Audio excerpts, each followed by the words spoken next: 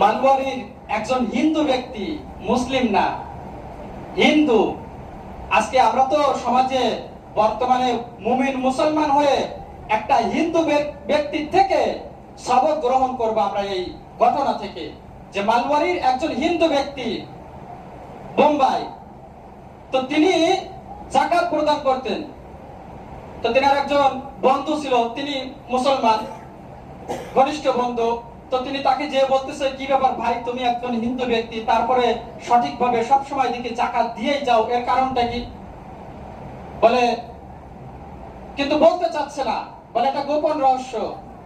তারপরেও তুমি যখন অনেক পিড়াপিড়ি করতেছো আমার বন্ধু মানুষ, তোমাকে বলি, আমি যাকাত যেদিন থেকে দেওয়া শুরু করেছি সেদিন থেকে আমার একটা জাহাজেরও কোনো ক্ষতি হয়নি।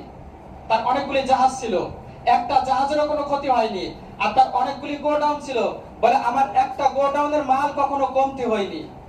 আর আমার কোনো শ্রমিক আমার পরে কোনো অসন্তুষ্ট হননি যেদিন থেকে আমি যাকাত প্রদান করি সেই দিন থেকে। আর আমি ব্যবসা বাণিজ্য এতটাই যে লভ্যাংশ, মানে লাভ আল্লাহ সুবহানাহু ওয়া তাআলা আমাকে দেয়, এটা কল্পনার বাইরে, কল্পনা করা যায় না, কল্পনার বাইরে।